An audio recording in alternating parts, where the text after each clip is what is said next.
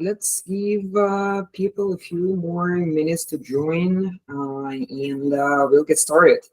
We have a very exciting topic for our training today, and that's going to be hopefully useful for anyone who is planning a migration or recently revamped or updated the website, or if you have any plans for upgrading the website in H2, that's going to be also a very relevant thing, because I've been supporting B2B websites with digital marketing needs for over 15 years. And probably migrations are the riskiest areas that I ever saw. So 8 out of 10 usually go wrong. Two of those could be successful, but only one usually gives you immediate growth. So today I'm going to share the frameworks, the practices, and tools for the migrations to be as successful as we can make them happy. But before we get started, I have a question. Like, Chris, Kate, do you plan a migration anytime soon? Or have you revamped the website recently? So I'll go. So my name's Chris Bondis. I'm the VP of Marketing at Case IQ. I just joined about a month ago, and my predecessor is no longer here because they changed the brand and they decimated the SEO value and juice, and traffic plummeted, leads plummeted. I'm joining to not repeat that mistake, because I do believe we're going to do some additional acquisitions, and I want to understand how that could impact the companies that we acquire, but also if there's anything that we can do to salvage what happened previously to our own website. Perfect. That's exactly. You're definitely at the right place, because I'll be talking a lot about how we can potentially recover, and what exactly you need to do not to make it happen again. So that's perfect. Thanks for sharing, Chris, and welcome to the training. Kate, how about you? Or Jen, if you experienced any migration issues recently, like if you, I understand that it might not be convenient for you to talk, just give me like a thumb up in the reactions. All right. So for context, we are talking about the migrations, and thank you for joining, and everybody who is on this call will get my ultimate migration checklist. This is a very hands-on tool for marketing, business development, and other team members for curating the migrations. We will not be talking a lot about the development stuff today. We will be talking more about the roles and responsibilities and the frameworks that you can use to make migration successful. But that checklist is extremely helpful because it gives you the framework how to self-assess all the parameters which are important, and whom to task and with what. Yeah. Oh, wow. Yes. Okay, thank you so much. Yes, I see your comments. So we are planning a rebrand. I want to ensure we're smart about how perfect. Do not lose in demand gen work we've done and doing perfect. That's you are definitely in the right place for today. And this checklist, we will share the link to it after the training. But that's the tool that I have used personally on more than 50 migrations that we've curated over time. And it's battle tested, bulletproof, and hope you will find it useful as well. A quick note about us. We are the 20 people agency. We are pretty global. I am in Arlington, Virginia at the moment, where our headquarters are. The team is all over the world, more than 6 countries already, I guess. And we have been working with B2B IT and SaaS companies for me personally, for more than 17 years. My team, as we know each other, for more than 10. We work typically with 30 to 40, sometimes 50 plus B2B and IT companies every year. And I also have a podcast where I talk a lot with the B2B founders. And John, thank you so much. That's perfect for the context. And I talk a lot with the B2B IT and sales founders and marketers. So I'm pretty much engaged in the marketing community in B2B and in tech as well. So that's what I'm hearing over and over. And Chris, Jen, Kate, you just shared we do need a new website, or I had a predecessor, or we need to grow, right? We need to do the rebranding, we need to do the better positioning, or we just had like the M&A, and we have some more coming up. So how do we keep the results that we have, and how do we make sure that we will be growing our traffic? Because if we don't, we're going to be losing. We're going to be losing leads. We're going to be compromising all the past work that we've done. And the biggest fear, as you just told me, what exactly do I need to do, right? I do need to know how to make sure that I'm doing things right. So you're not alone in your struggle. Meet Christy. Christy is an experienced leader of B2B marketing company, and that's exactly what happened to their website when they rebranded earlier this year. So unfortunately, they had to do it for a variety of business reasons, but what they've done also was it was at the same time when Google rolled out a few updates earlier this year. So unfortunately, so what exactly happened is that they lost critical things, and all the checks that they needed to do were not done correctly. So that's exactly what we're going to be talking about, how to get that process right. And we do have, oh, I'm so sorry. We do have the players, right, in the migration game that we are relying on. And we do have the development team. We might have an SEO team. We might have a web analyst team. We also have the key stakeholders that are waiting for us to complete the project. The most important part is to understand the phases. So every migration comes into three critical phases that we will talk about just now. And the critical areas that we monitor are need to be allocated to very specific responsible parties. That's where a lot of teams have gray area, a lot of confusion is going on. And before we dive in, I really wanted to highlight that when you break it down into the phases, the critical areas and responsible parties, you add transparency to that process, and you gain the sense and you get the same sense of control that you can transmit to everybody who is participating with you in the process. So I do have an amazing content for you today. I'm really excited to share everything that I've learned after completing that many migrations through my career. And we will talk about the three key shifts that you can use in your work, in your migration preparation and execution. And later in the session, I'll give you an opportunity to connect with me and my company. We do have the migration support package. We do assist teams with the migration needs. So one of our core values that we have in Rampiq is adding value to your business. So I'd love to continue helping you, and I'll give you the instructions later on today how to do that, if that's cool with you. So the migration processes are not really clear for many teams. And when it comes to having that clarity, first of all, it is a complicated process. Migrations are never easy, and the bigger the website is, the more stakeholders you have, the more mess you have to deal with. The key idea about making it more like sane, making it more streamlined, is breaking it down in phases. And we have very critical areas that we need to address with every migration. They are called pre-launch, at launch, and post-launch. So pre-launch is everything that's happening on your staging version of the website before you go live. At launch, this is your big day when you're rolling out in the next 24 to 48 hours since you released a new version. And the post-launch is approximately 2 weeks to 4 weeks, usually at the 30 days window, that you have to test everything and all the systems that you have after you launched. So let's break it down. For the pre-launch phase, you typically deal with the very distinct areas, and I'm not touching the dev work.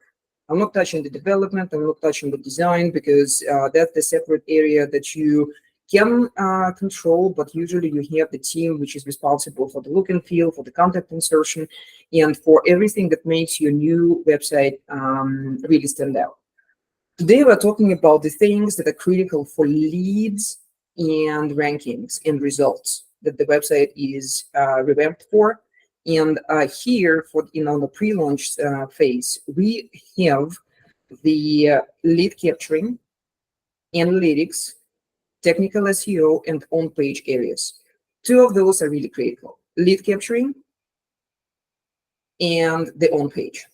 That's exactly where a lot of teams are losing the grip and actually losing the leads. Unfortunately, I saw a lot of cases when the lead capturing wasn't checked and wasn't done right. And literally, the new websites were missing out on getting people's inbound requests to the CRMs. So for the responsible areas here, it's very important to understand who is responsible for those areas and whom you need to work with to make sure that everything critical is being taken care of.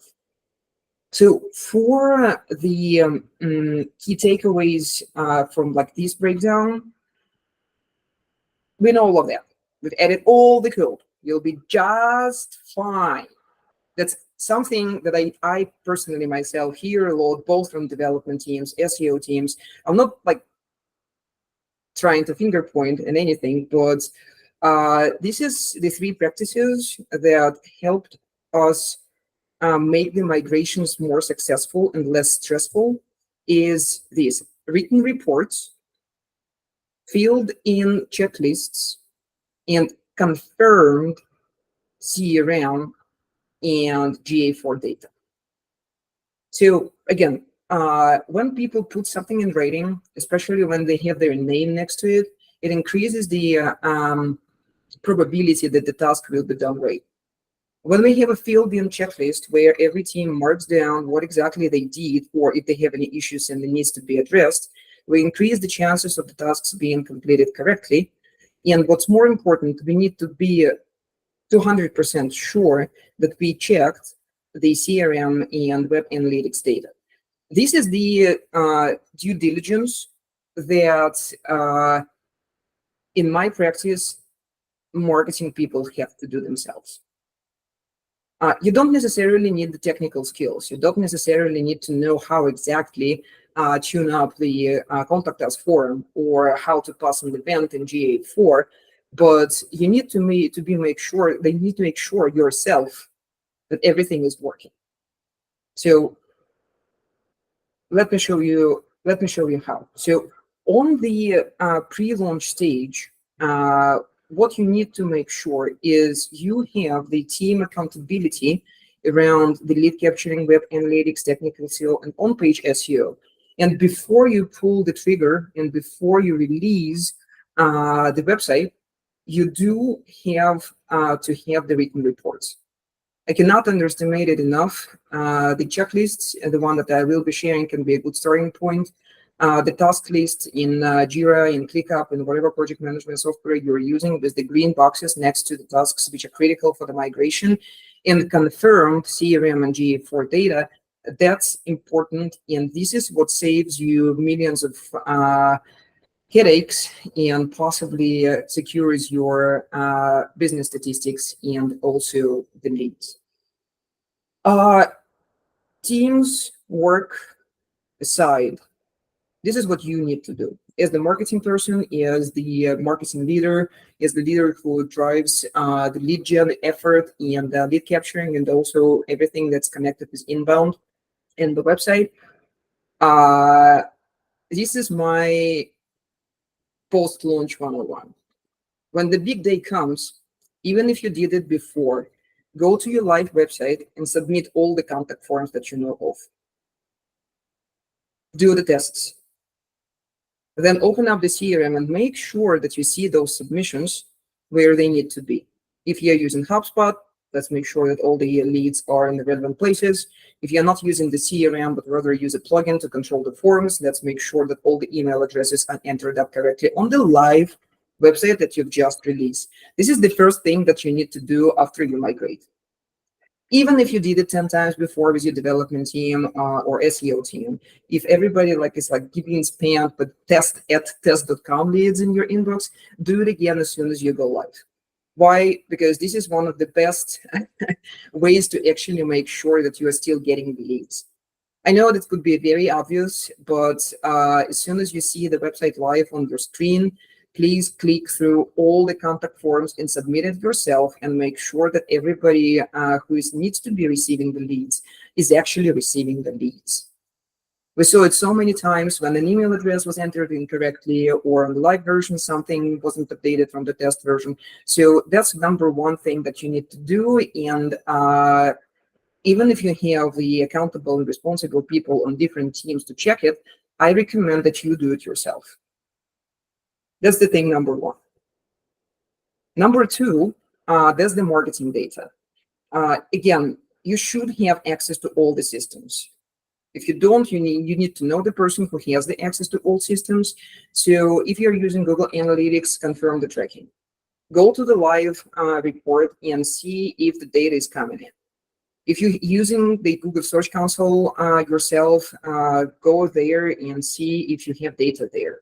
If you're using any other tracking tools or like Clarity from Microsoft for the web analytics data capturing, or any other web analytic tool, HubSpot Analytics, go to live reports and the tool and make sure that you see the data. Don't listen to anybody who says you hey, there's going to be a delay. Yes, but it could be an hour, 2 or 3, but not more than that. So during your big day, that's very important to actually do it yourself and check if you have the leads in place and the tracking in place. And the third step is request reports. Don't just tell people, hey, is everything okay? Of course, they will say yes, or we are still working on it, or it will be right. So we all know and we trust our teams and we trust our colleagues, but we're all humans. To minimize the human risks and human error risks, and this is something that I highly recommend marketers to do, is to talk to both SEO team and development team and ask them to report on 3 to 5 very critical parameters that they see. Not necessarily you need to ask them to fill in the checklist, or it can be done within 48 hours, maybe in the first couple of days. But the first critical parameters needs to be checked on day one. I saw a lot of teams failing to do that and getting the written reports from the responsible team members. And I highly encourage to have that very quick form that everybody needs to fill in. The format is not important. What is important is the written response from people who are actually doing your migration. And of course, if you see something on steps number 2 where you don't have the data, or what's most important, step number 1, you're getting leads, this is the how you prioritize the things that you need to do, and this is how you prioritize the post-launch effort for your team. So in this case, you will have some sort of decline.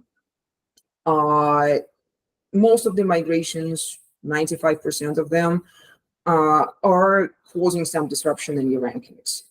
But the most important thing is to recover quickly and make sure that all the effort that you've been doing and all the effort that you invested into the website relaunch, your website Revamp, is not wasted. And those 3 critical steps that I've just shared usually save a ton of money for everybody, for the business.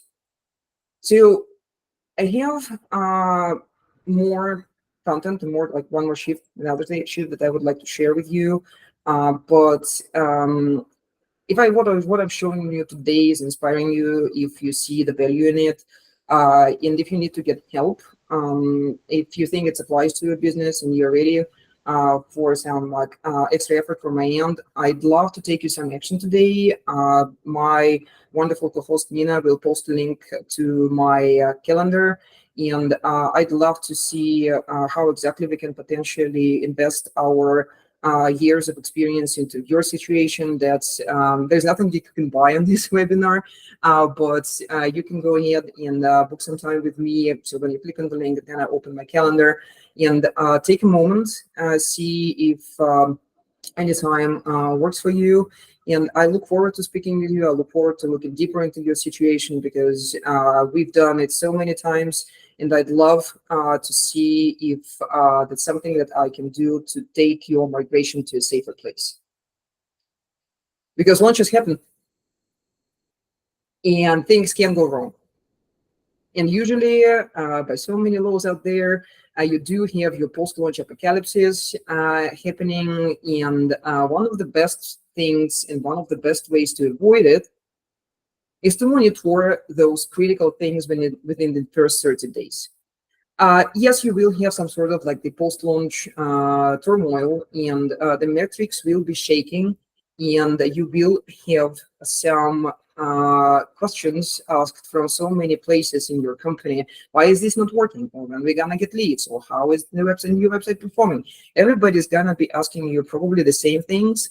So those are the areas which I recommend checking daily and weekly on a regular basis, and hold yourself accountable for checking them yourself over the first 30 days since you migrate. Why? Because things can go wrong, not just on the launch day, but a few weeks after. We're all humans, and especially when we are dealing with the CMS changes, content management system changes, or we are migrating from one framework to another, or we have an M&A, we have, let's say we have a domain change. So the more technical complexity you are dealing with, the more important it is to check the things regularly by yourself. You don't necessarily need to fix them, but that's something that I recommend checking for on a daily basis. That's the traffic and, of course, the leads. If you see something, tell something to the relevant team. And if you don't know how to check the indexation of the website, ask a written report every Monday. Hey, how many pages do we have indexed? Or have we, what's our content visibility? How's our average position is doing on organic search results? How is the keyword performance? Do we have like the new content that we published, the new URL structure, is everything on Google? Do we have, can we take a look together? This is a very important thing here. Can we take a look together? When you are working with your trusted providers, in-house or outsourced, take some time in your calendar for the live sessions with them. This is it comes from experience. We have supported so many migrations, and we work with so many development teams. We saw most success when we hit the post-migration cadence of weekly calls, weekly sync calls for 30 minutes, where we were looking at those critical areas together. So don't let your teams alone. And this is one of the things where marketing leadership can actually make a big difference in the post-migration process, is when you have people united over the migration success, and you give them the common space and common, like the very safe space of the meetings where you can discuss the issues. Issues happen, but they are being resolved quickly when people talk together and they work together to resolve them. If you see something, say something, but it is direct marketing team responsibility, from my experience, to set up the environment where everybody can share feedback. And one of the most powerful way to actually turn your migration into success is to ask for feedback across your organization. Don't be afraid to do it.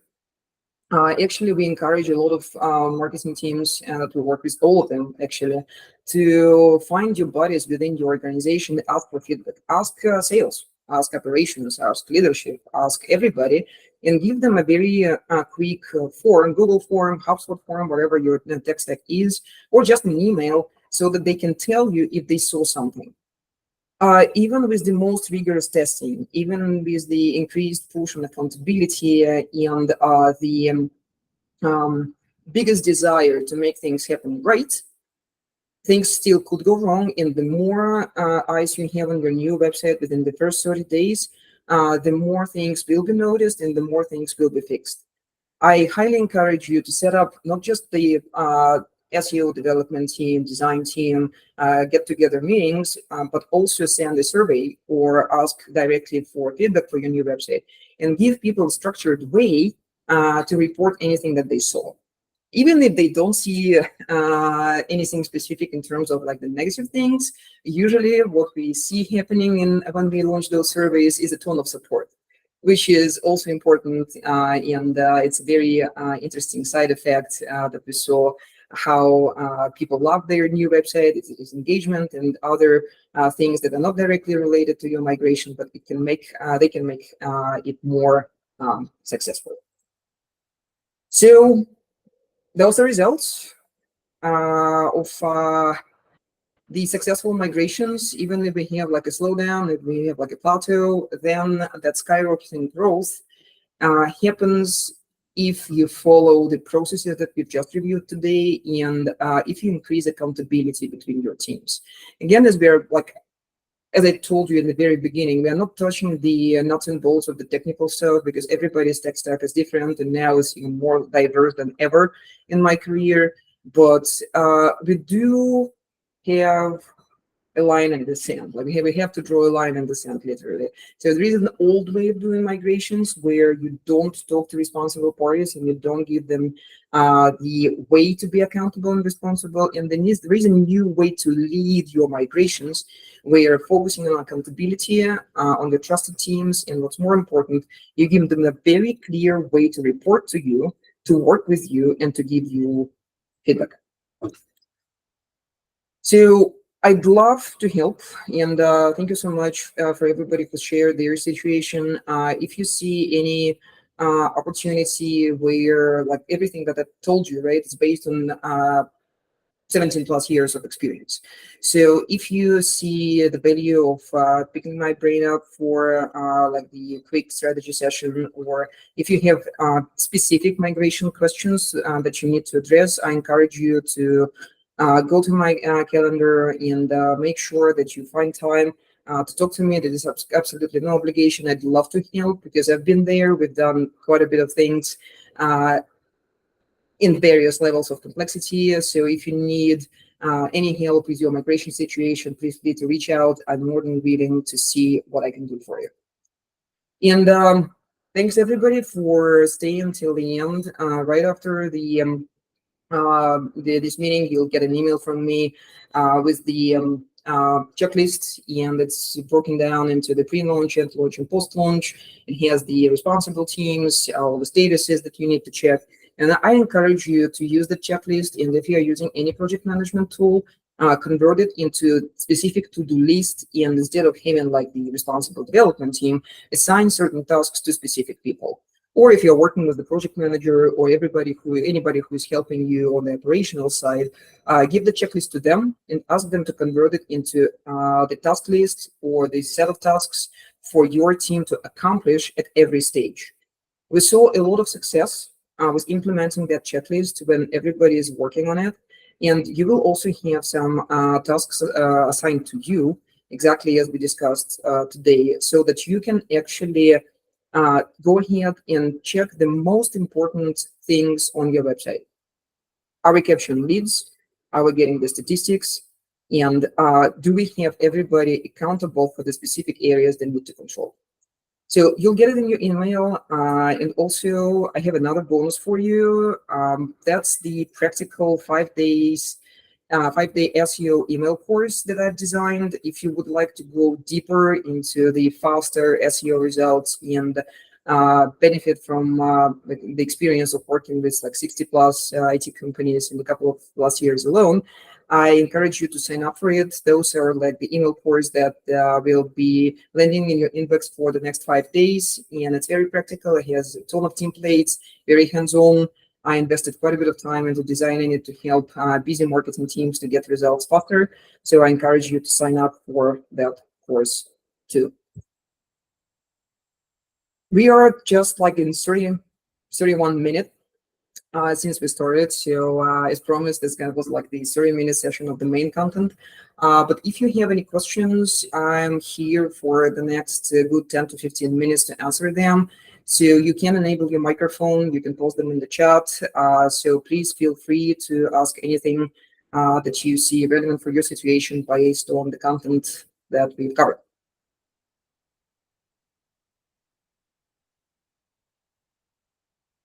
And while you are thinking about the questions, was it helpful? Everything that we've covered. If it was, like, you can give me a thumbs up in the reactions. You can give me like a plus in the chat, wherever works for you. Yeah, Chris, please go ahead. And thank you. So I guess it's probably harder to do it in this format. It maybe just makes sense to schedule one-on-one time with you, but I'm just trying to understand the implications for taking an acquired company's website and then rolling it up under ours. And just it's a more involved conversation. And you went through some steps there. A lot of it was project management, kind of basic stuff, which I think is important. But I'd love to see that checklist too. If that would be helpful. So for the M&A situations, it's very important to understand who does what, and give the names to every task here. Because yes, we do talk about the project management basics a lot when we are dealing with migrations, but we need to make sure that critical things like lead capturing are taken care of. And sometimes those tasks are distributed between 2 or 3 teams. Hey, we administered the contact form on the website, but we don't know what's happening next when people submit it. Hey, we're just administering the new leads coming in the CRM, but we don't have any idea how they get there. Or you see GA4 contact us form submission event that you use as a conversion. I don't have access to Google Analytics for it. I don't know who set it up.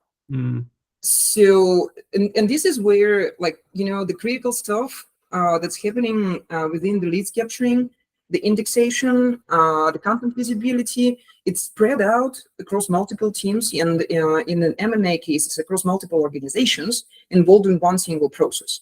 That's why asking the right questions to the right people and giving them the common ground is possibly the best thing that you can do when you're dealing with M&A. It's simply because you multiply the complexity by the amount of parties involved. So getting clarity and getting a very specific tasks that the people need to accomplish in the project management system that they share minimizes your risks significantly. Got it. And what do you think what's the necessary ramp time before, like, how much time should we plan on dedicating to do this before we eliminate or pull down the website URL from that acquired company? So again, hypothetically a little bit, but let's take the scenario where you do an M&A and you would like to change the URL of the website, and you would like to, are we migrating from one domain to another, or are we just like, merging the content somewhere else? I think we would merge the company and just have it under one particular domain. So our domain, caseiq.com, versus the acquired company's domain, and we would I guess redirect that traffic to caseiq.com. So in this case, I would do 2 things. I would do the content audit of the acquired company and see if there is any content that I would like to have on my website. Specifically, the list of articles, cases, case studies, blog posts, guides, everything that has traffic or adds value to my business. Then I would work on the redirect map, and the content merges as well. I would merge the content to my stage version of my main domain, and then I will work with the teams to make sure that we all have a very clear understanding. Hey, this is being redirected. This is being merged. This is being published, and that just goes to our homepage. So that's more of the content decision that you need to take here, or traffic decision, because you will, if you have a high ranking website and it does generate a lot of inbound, I would recommend having it live for a while after an M&A, just to capture the existing demand and migrate it maybe later. You can have the banner saying that, hey, the company was acquired, and you can actually promote your recent acquisition. But it really depends on the current situation with your acquired company traffic. If they have the inbound engine, why break it? Right, right. That's the thing. So they get most of their leads from the website. And so, yeah, it just becomes a branding question, because then you have a separate brand out there that's, I guess, that's living its own. So it's a complicated thing, and I don't want to take up the time, but it's interesting. It's interesting conversation. Absolutely, Chris. I'm happy to discuss further, because with M&As you do have some like business and brand implications that go beyond the typical migration stuff or website revamp. Happy to discuss it. Just feel free to use my calendar link and the schedule time. Happy to take this conversation further. Thank you. Yeah, I appreciate that. And actually, I think Pankaj's question is a good one for sure. Yes, absolutely. What are the ways to save and ensure brand visibility of brand A if brand A company is getting immersed with brand B? That's in like that continues the Chris, your question indeed, and it really depends on how you would like to structure it from the business perspective. My take on the migrations is to take the content of the brand A and merge it to the brand B if it makes sense from the lead gen perspective, and then set up the redirects. In most cases, we saw people killing the brand A completely. But in some cases, especially when time permits, time frame allows, we saw companies keeping both websites and slowly migrating brand A content to brand B. So let's say you have on brand A, you have a very helpful blog articles or a set of blog articles around a certain topic. They have topical authority, they rank on Google, they get the inbound links coming in. So before you kill it completely and before you merge the content to your main brand, we recommend making it like in stages and setting up the canonical URLs. So in this way, you're telling Google, hey, this content is no longer hosted here, it will be hosted there, and then you do the redirect. So if you have the time frame that allows you to do gradual changes in your content migration, our recommendation will be to do it in stages. Eventually, you will kill the brand A, but in this way that I've just described, you will have more like a transition period, and you will have the increased chances of old content to rank on the new domain. Yeah, there's gonna be a period where a period of time where the content rankings will be shaking, but this way you are following Google's guidelines, and you're explicitly telling him that, hey, this content was here, now this is canonical URL, it's gonna be here, and this is the redirect, and now it's hosted here. I hope that answers the question. Perfect. Any other questions around migration cases? And while you're thinking, right, so if you find the content valuable, and definitely I'll share the recording with you as soon as it's ready, probably like tomorrow morning, you'll get it in your inbox. For the checklist, please look out for it. It's going to be delivered to you really shortly. And if you think about a question that you would like to discuss with me, please feel free to book the time with me. And also, I'm very active on LinkedIn, as you probably know, so please follow me for more content like that. And I'm really thankful, I'm really grateful for your time today. Hopefully the content that we've covered was useful, and thank you so much for sharing your cases and your questions. It means a lot to me, and I'm learning from you, from your cases as well. Thank you very much. So thanks, everybody. Have a great day. And if you need me, please find me on my calendar. Please find me on LinkedIn. Would love to connect with you. Thank you.